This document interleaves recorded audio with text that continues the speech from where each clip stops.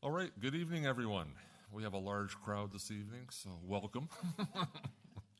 I'd like to call to order our APC for this date, 12th of September. Basically, we have a fairly slim agenda this evening, but before we get into that, I've got a few opening comments. First and foremost, I want to acknowledge that we are meeting on the ancestral grounds and lands of the Coast Salish people, so we always like to take note of that. Secondly, for those of you who are new to the Advisory Planning Commission, just a few points to take note of. My name's Rick Marchand. I'm your chairman this evening. And basically, for those that haven't been to an APC before, just to make you aware of what our role and responsibility is, we are not a decision-making body. We recommend to Colwood Council, based on the discussion that occurs this evening, a process or a procedure or a recommended way forward.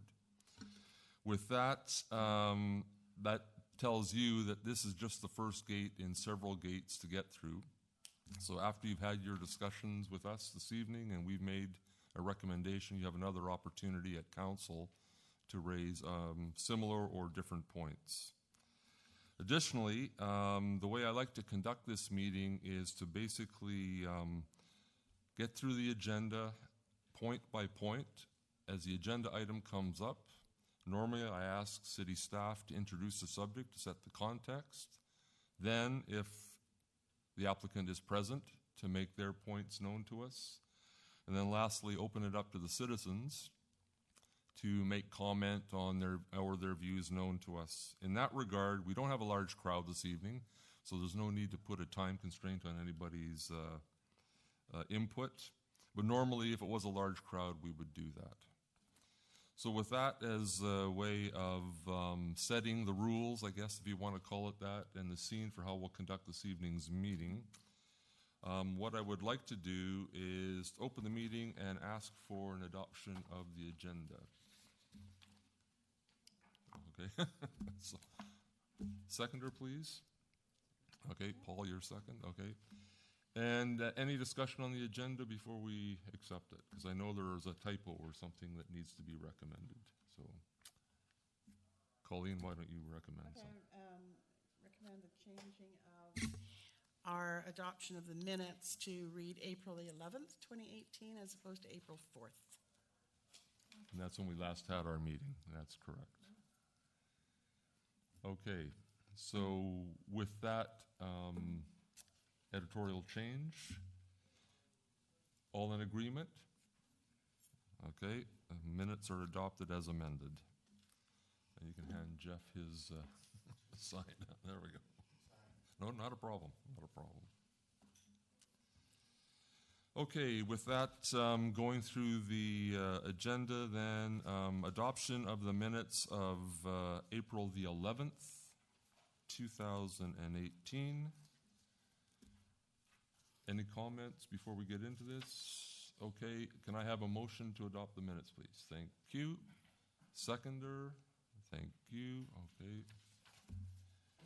And any comments before we... Okay, based on the April 11th minutes, all in favor? None against? None? Okay. There is no old business to contend with, so moving straight into the agenda on new business. Agenda item 5.1, a report development on the variance permit application DVP-18-005, 3366 Ocean Boulevard. Please introduce the subject. Thank you, Mr. Chair. So the owners of 3366 Ocean Boulevard are requesting variances to the Colwood land use bylaw to accommodate the construction of a new accessory dwelling unit above an existing single-story detached garage at their property on Ocean Boulevard, 3366. The purpose of this request is to reconfigure an existing single-story accessory building, as I stated there. The applicant intends to use this building for additional family accommodation as well as storage. Additional details can be found in the applicant's letter attached to Appendix 1 of the staff report. To accommodate the request, the following variances are requested. Relaxation of section 2.4.02-5 of the land use bylaw to increase the maximum size of accessory dwelling unit from 60 square meters to 85 square meters. Secondly, a relaxation of section 2.4.04-2 of the land use bylaw to increase the maximum height of accessory dwelling unit from 4.24 meters to 6 meters. Let's just note that there was a typo on the first page of the staff report and the summary, which indicated that the request was to 5 meters, but in actuality it is to 6. And the recommendation in the report is correct. So just want to note that. And lastly, a relaxation to section 2.1.06-2-D of the land use bylaw to reduce the minimum side yard and rear yard setbacks for an outbuilding that exceeds 1 story from 3 meters to 1 meter. Staff have no objections to the requested variances due to the topography of the lot. The increased height of the proposed carriage house is not anticipated to have a significant impact on adjacent properties. Additionally, the official community plan supports this type of infill rental housing throughout policies in section 7 and 9. Thank you. Do we have the applicant here this evening, if you'd like to say any comments? Do you have anything that you'd like to add? If you could come up to the microphone and just introduce yourselves. If I may, very simply, we have a family situation that has required more accommodation. My wife and I moved down here 4 years ago, downsizing, figuring this was retirement. Things have transpired that make that not quite as simple, and we need a little more accommodation room as well as storage room. Our son has moved back with us. He's a mature individual and requires space, his own space. And this is why we propose to build this. The structure itself is a garage shop. It's 22 feet by 24 feet, and it seemed to make good sense to basically raise the roof on it. The roof itself is architecturally designed to meet the design of the main house, so it's a 5-foot high roof, which isn't terribly efficient, so we propose that we will raise the floor and put a flat roof on top, minimizing the height that the building would do. The foundations themselves are 8 feet high on 3 sides, so it's solid concrete, 10-inch concrete walls, so basically we're stuck there where the original building was put, within 1 meter of the property line, and that was agreeable at that time, which is back in 1992. So it doesn't make a whole lot of sense to try and move the building to get to the side yards that are required. Simple thing, beyond that, we seem to fit within the guidelines that have been put forward on the official community plan now to allow some additional accommodation to better utilize the land mass that is in Colwood. An interesting side light on it is we have a 2-car garage, and many houses built in the 80s and 90s do have 2-car garages. The minimum square footage, or the maximum square footage allowed, would not allow anybody with a 2-car garage to expand it, so perhaps the bylaw needs to be looked at for that.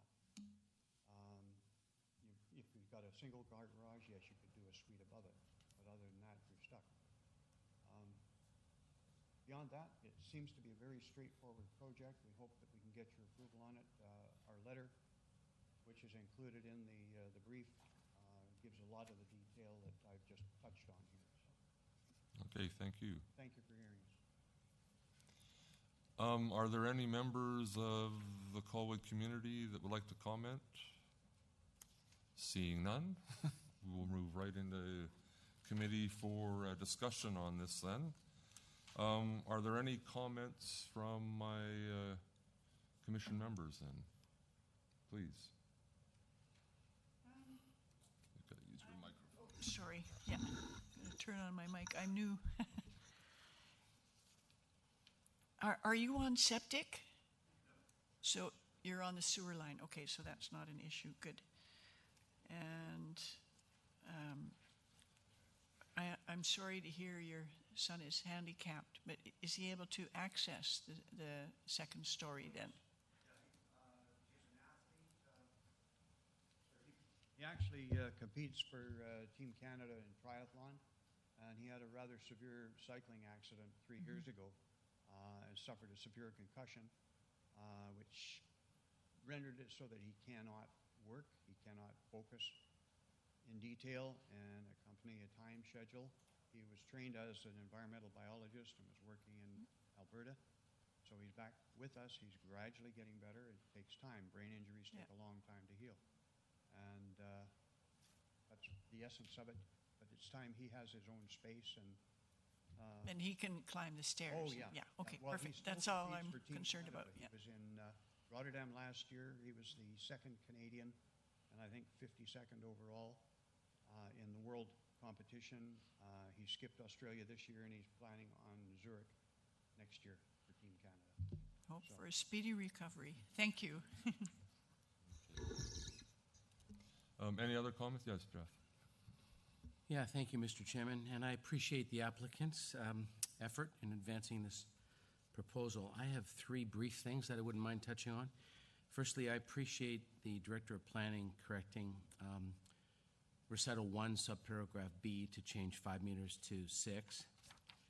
I also wanted to ask the Director of Planning whether materiality is taken into account when these variances are considered. And what I mean by that question is the variance with respect to the height is, with respect to side yard is a 66% variance. And so my question is, beyond the concept of the variance, does the extent to which the proposed variance exceeds the existing bylaw come into account when a variance is considered? Because when I look at the materiality of a 66% increase, it is material. So does that come into bearing at all when variances are considered? Mr. Chair, in consideration of the setback variance, it was really important for us to understand how the functional relationship between the properties would work with this reduction. The 3-meter setback is meant to provide a setback akin to a single-family to single-family setback, because accessory dwelling units will function as very small enclosed units. In this case, the applicant is trying to use an existing foundation.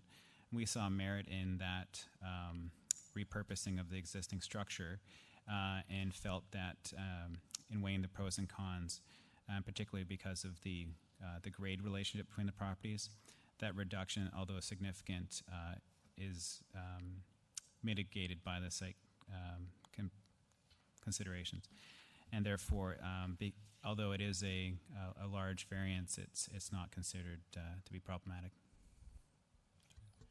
I have an ancillary question, if you don't mind, Mr. Chairman. So I certainly agree with the astute observation that the Planning Department made that there should be a registration against the title to this property prohibiting the stratification of it. I think that makes sense. And I don't think that probably is your intent anyway, right? Right.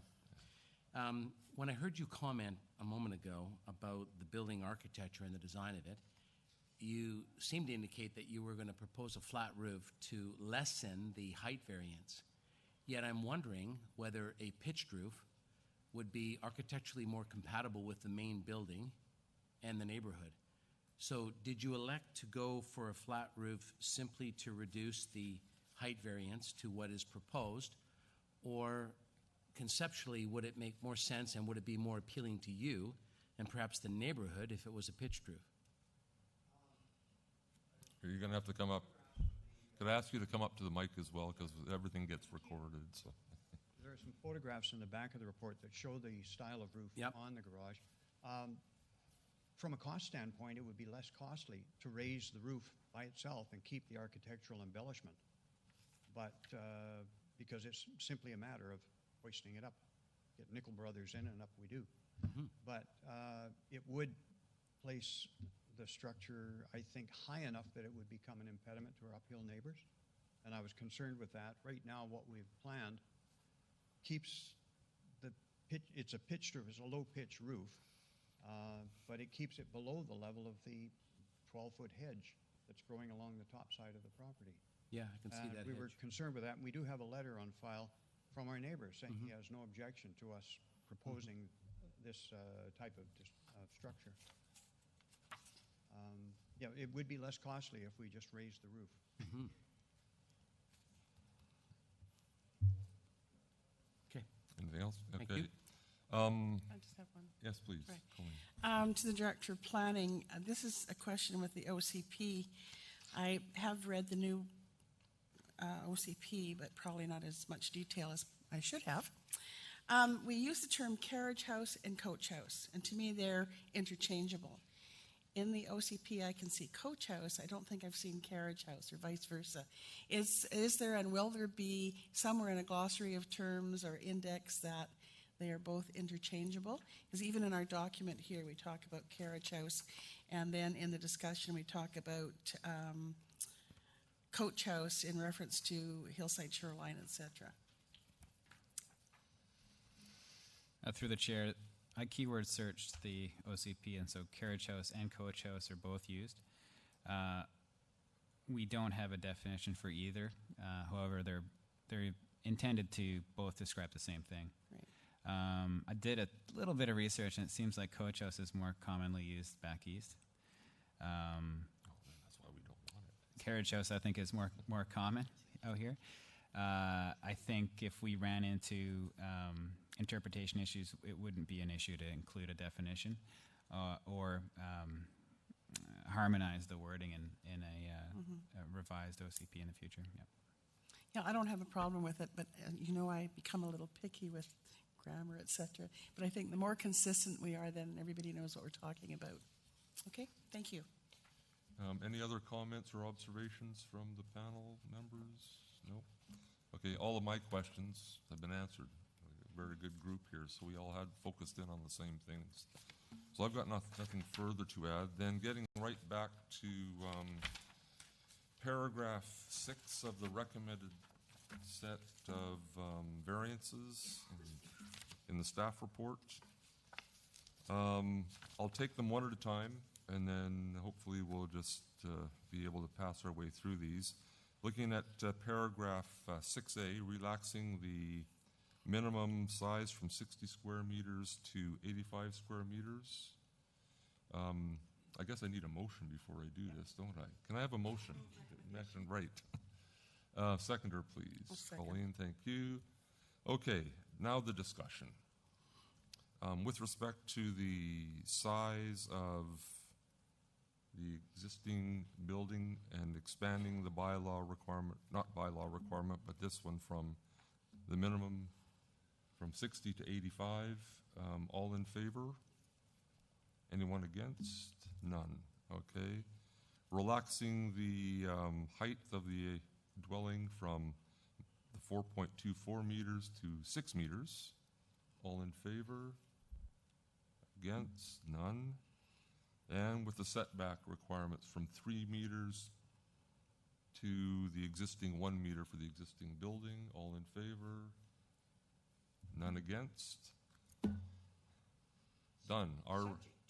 Now, this is not in the recommendation, but in summary of what was discussed here, and I agree with what Jeff said earlier, I think we need to recommend to City Council that the current incumbents have no intention of stratifying the lot in the future, but I think it would be good for us as a committee or council to basically put forward to Colwood City Council that we recommend that a subsequent, what was the term that was used earlier?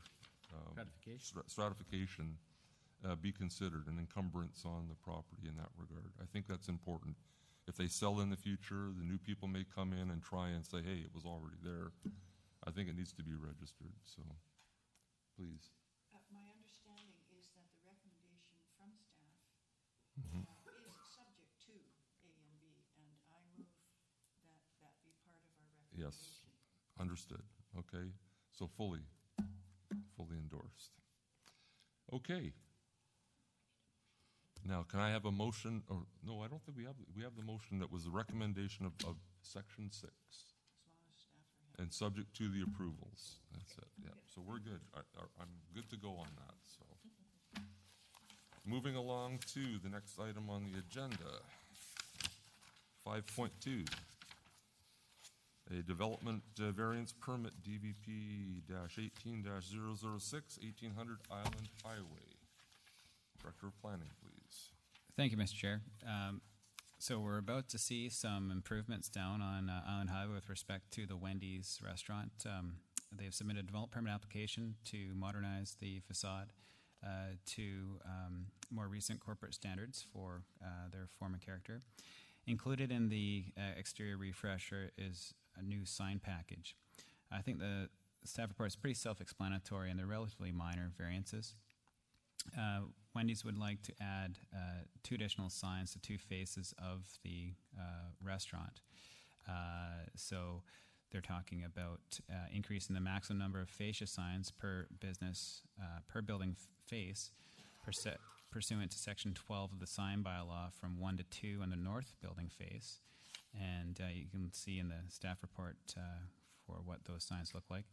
And then once again, increasing the maximum number of fascia signs per business per building face pursuant to Section 12 of the sign bylaw from 1 to 2 on the south building face, which is on the edge of the drive-through.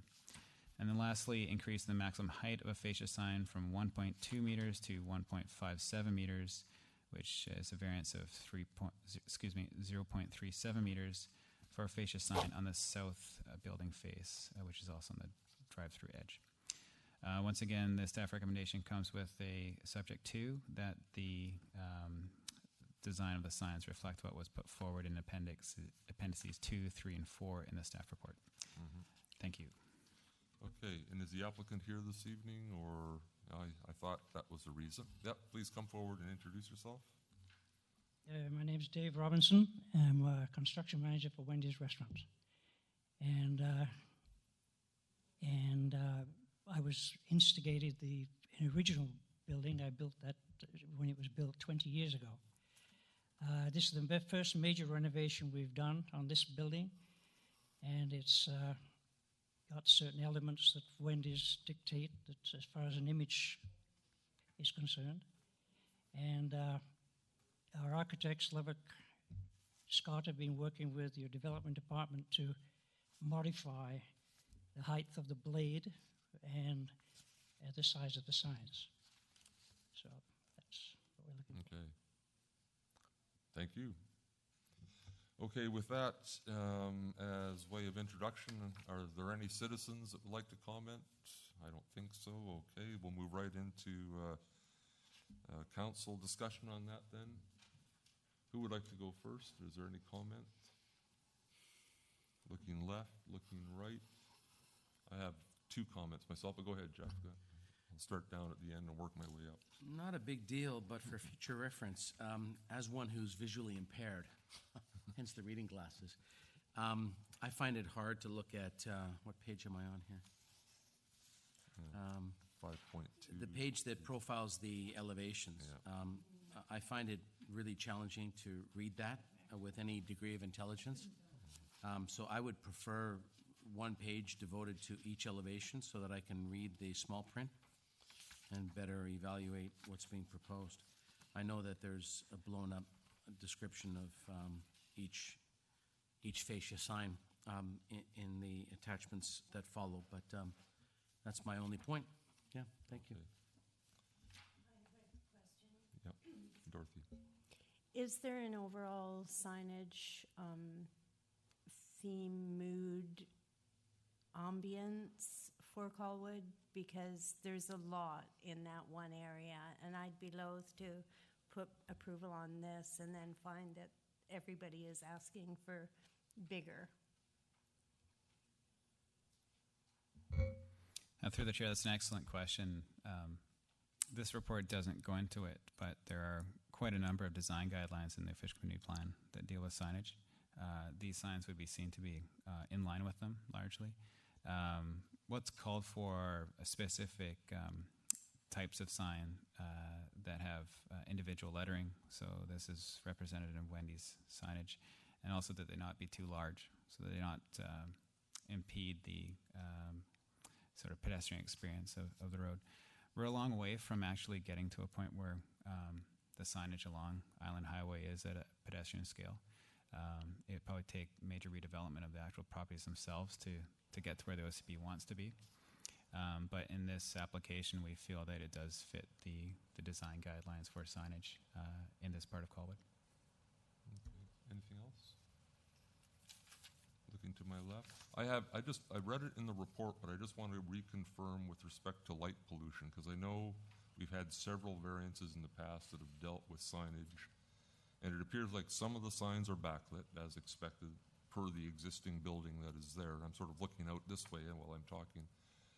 The new additional signs, I'm led to believe some of them are not going to be backlit, so it shouldn't cause a light pollution problem. Can you just verify that based on your findings in the discussion with the applicant? Well, Mr. Chair, there's I'd say a mix of signs that is consistent with what we expect with this type of land use. There are a couple signs that are not illuminated, and we appreciate that. And what the problematic signs in these types of applications we feel are the electronic message board signs or the pylon signs that really have a sort of oppressive visual presence. We're not dealing with that in this case. So. Okay, yeah, please. Thank you. I understand that there's quite a long phrase, quality service that doesn't cut corners is our recipe. Where is that to be placed? That's a very long sentence. And is it illuminated or not? Yeah. Not illuminated. Thank you. Through the chair, I believe it's on the south elevation. The south? South elevation. Yeah. I can't tell from the pictures. You gotta have a really good magnifying glass. Sorry. It's- It's right here. Well, there's a shorter one too. It says quality is our recipe. It's between the windows in the drive-through. So there's two windows on the top elevation. And just make out the word quality. It's gonna go right here. Right in here. Yeah. Oh, okay, yeah. And is that Oh, right. consistent with our sign policies to have such a large amount of lettering advertising? Okay, please. Mr. Chair, yeah, and apologies. We were probably looking at the electronic version of this when we were determining its readability, so apologies for that. We don't see any issue with this sign in that they're individual letters placed onto the wall, and they're not illuminated. So the other mitigating factor is this is facing the drive-through area as opposed to the street. If this was a interior illuminated box sign, we might have an issue with it, but because of the way it's applied to the wall, we feel it's in keeping with the land use. Thank you. Okay, yeah, Colleen. I have a question through the planner to the applicant. The enter, exit, and pickup windows, are they new? Is that new signage? No, it's they're existing. Just we're replacing them with new Okay. internet. I asked that question because it's got nothing to do with signage. It is confusing now that there is another business behind how to enter. So I didn't know if that was going to make it clearer and certainly be a more safer entering space for people who are going there. We're actually removing 2 drive-through signs in the overall concept. There's one on the Island Highway that sticks out near Tim Hortons, and one on the other side. They'll be gone, and the only directional signs will be the ones that guide people into the pickup window lane and to the menu board. Okay, thank you. Any other comments or observations? Okay, moving to paragraph 5 of the staff report now, which is the stated recommendation. Can I have a motion? Okay, I have a motion to accept the recommendation on my right as written. Is there a seconder? Second? Okay, seconder. And rather than go through this point by point like we did previously, I think it's probably easier just to tackle it all at once. Subject to your agreement, all those in favor of the recommendation? Those against? None against? Congratulations. We will be recommending to City Council that the variance as stated this evening be endorsed by City Council, subject to the condition that was stated in the staff report, which is that the design is similar to what we've seen in the documentation this evening. Moving on to the next agenda item, 5.3, proposed amendment to Colwood Land Use Bylaw 151. Agenda item 5.3, Director of Planning, please introduce. Mr. Chair, these are 3 amendments to the land use bylaw that are being recommended by staff. Should point out that there's a major review of the land use bylaw slated for 2019, but staff feel like these issues should be addressed ahead of time. The first one is setbacks regarding a strata road. So the context here is that currently in the land use bylaw, there's a bit of a tortuous route that takes you through the definitions. So it starts with front yard, then it takes you to front lot line, and then it takes you to highway. And highway, by definition, specifically excludes strata roads. And the reason for that is a good one, because highway is referred to in other documents where it specifically means a public road. The unintended consequence for staff is that when we have strata subdivision applications, there's a real lack of clarity around the setback requirements from the front of the strata lots. And so this is really intended to address that issue. So accordingly, staff are recommending that the definition of front lot line and flanking street be amended to include an access route created under the bare land strata regulations, which is consistent with what other municipalities have used. So hopefully that will clarify that issue. The second item is around pet daycare.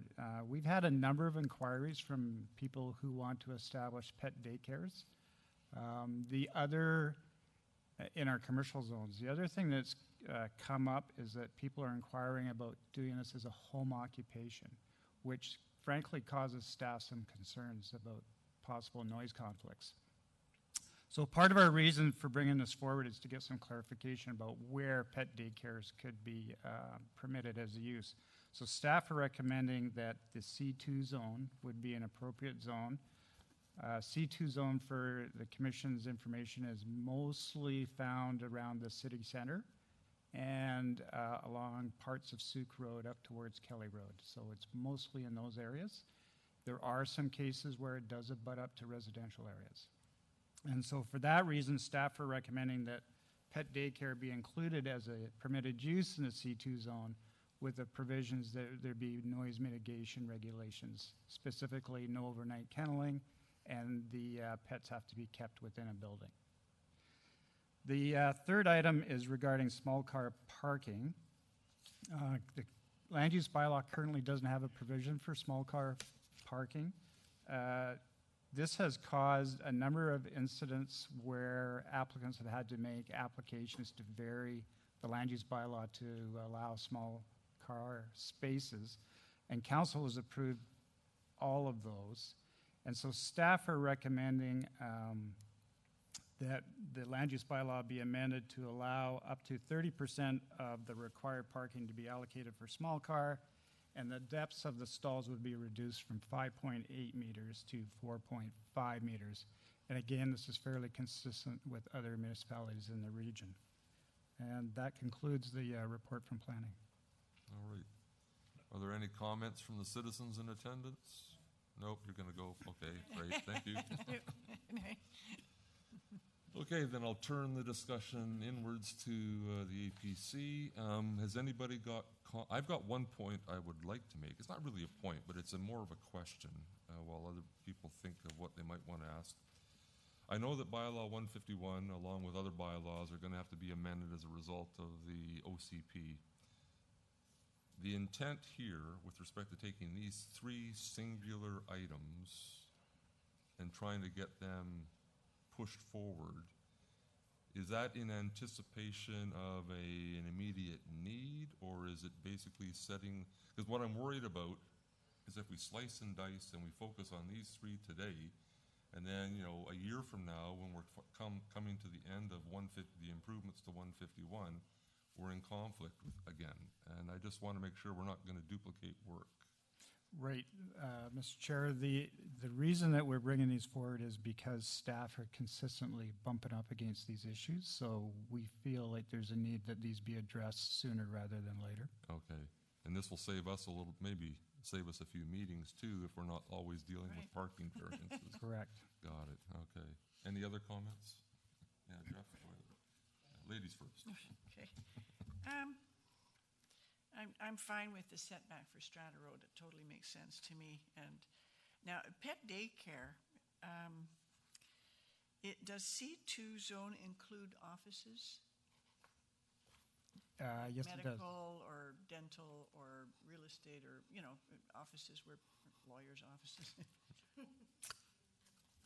Yes, C2 permits the following uses, so I'll give you a sort of a list of them. The reason I bring it up is an important one because my tenant is Positive Pet Grooming, and for a while they were doing doggy daycare, and my neighbors got most upset because of the noise. The See First Insurance, the vets were okay because there's a cinder block wall in between my unit and theirs, but between me and See First Insurance, there is none. So they had to build a wall. Luckily, my tenant decided to cancel the daycare service, but I think it's important you take that into account and make sure that there's some sort of soundproofing or whatever. In principle, I'm not against pet daycare. Obviously, lots of people, they have pets and they work full-time.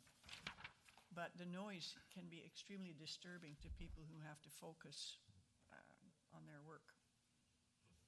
Yeah, but I think I heard that there was a concern as well for mitigating noise in the, especially with no overnighting, but I thought there was also that wording was a part of the recommended approach, but correct me if I'm wrong. I didn't see it. That's what I was looking So the for. staff recommendation is that there be prohibitions that would, as you pointed out, no overnight kenneling, No and that the animals have to be kept within the building. In respect to your concern about noise between and within the building, that is not something that we've covered here, and that is something that if it did arise, I think would be up to the owner of the building to ensure that if he's going to allow a pet care business in it, that it's not going to unduly impact his other tenants. So you don't think it would be advisable to say something in the bylaw about noise restriction or noise control or something? The difficulty with that is operationalizing that, because if there's already an existing building with two adjoining tenants, one of them decides to do a pet daycare and there's a noise issue with the adjoining one, short of doing some major improvements to that wall between them, I'm not sure how the noise could be mitigated. That's right. Mr. Chair, I'll also point out that the C2 zone currently allows for animal hospitals. So this zone actually permits animal hospitals. So we were looking at this use not having a greater impact than what's already currently zoned with respect to pets making noise. If you look at the makeup of Colwood's current commercial base, the vast majority of the units, Hatley Plaza notwithstanding, are individually owned and then leased. Each commercial unit is leased separately. So I think given the current context, we would see this as an issue that would be dealt with by the owners of the buildings. With respect to future development, the Ani project, Colwood Corners, which is the lion's share of future commercial development in Colwood, they're right now saying that they're going to maintain ownership and lease out the commercial units. So it'd be a similar situation where you'd have that one landlord being able to manage these types of issues. Mm-hmm. Thank you. Yep. And in terms of the parking percentages, small car parking, I thought I saw something on your note there. I didn't know if you wanted to Yes, If we're speak to still that. on the pet daycare, I have a question Oh, about that. well, I thought you were gonna make all three of your points and then we. if you like. Yes, I- please, and then Yeah, I'll okay, move and then down you can I'll carry- move down the okay, table. Thank you. My only question on the small car parking is, what about the width of the stalls? We're recommending that those stay at 2.6. The stay? Yeah. 2.6, Yeah. thank you. Yep. Good. I was worried about my. Okay, there you go. Moving down the table, let's put it. Just a question of, has any research been done with other municipalities as to what zones their pet care are residing in? Mr. Chair, I'm still pulling the dog hair out of my mouth, actually, from a wild and woolly trip to a pet daycare in town. And so we actually went and inspected a site that does both cat and dog daycare.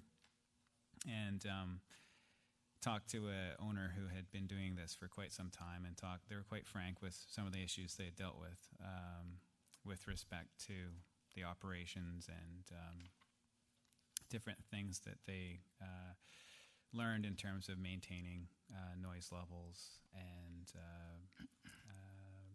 being a good neighbor in the neighborhood. So we think, given what we saw at the location we visited, that this won't be an issue here in Colwood, and that if anything, we're a little bit behind other municipalities with respect to this issue. It's really becoming almost as important as human daycare for people with pets, so we think it's something we should move forward on. So just to be clear, they're in commercial zones in other municipalities? Commercial and industrial zones. So in Victoria, they're in commercial zones. In Nanaimo, they've been limited to industrial zones. There's one large purpose-built facility we didn't actually visit, but we did investigate to some degree. And in Colwood, we would be there'd be no point to add this to industrial zones just because of the industrial base we have is tied up with institutional uses. Yeah. Thank you. Okay. Anyone else? Jeff, yep, go ahead. Yeah, thank you, Mr. Chairman.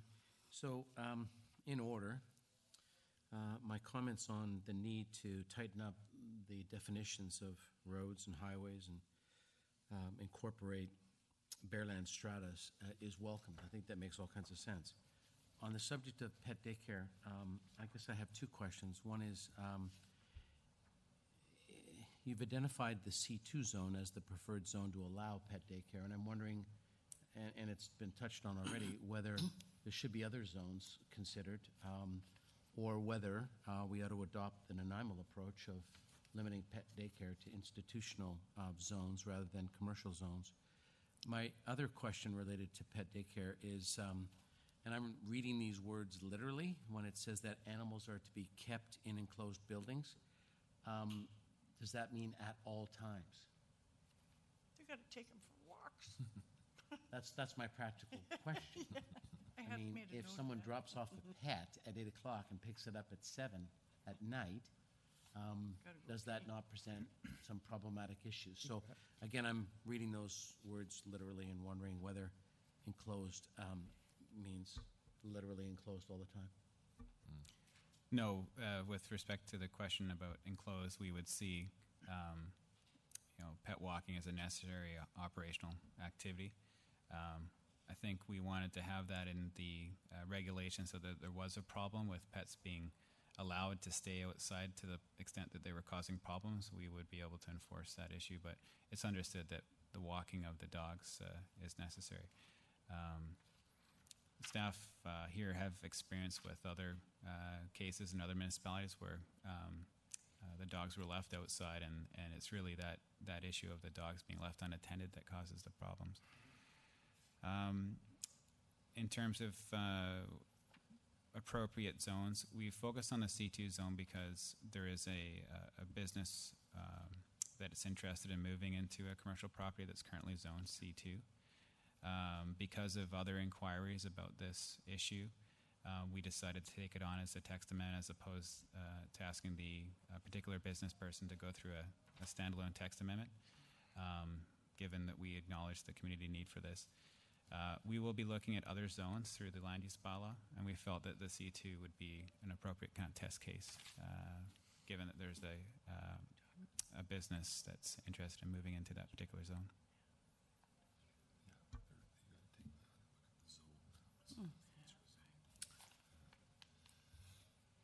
Anything else, Jeff? Or, no? Looking down to Paul, Colleen. Okay, my questions have all been addressed, so I think we can move straight into the recommendation. Moving on to paragraph 6 of the staff report. It's a pretty straightforward recommendation to council that they direct staff to prepare the appropriate amendments to the land use bylaw. Recommended. Thank you, Paul. Okay, seconder. Yep, okay. Dorothy. All in any discussion? Further discussion? No? All in favor? Against? None? Carried. I think that's probably our shortest meeting on record. Congratulations, everyone. Well done to the staff.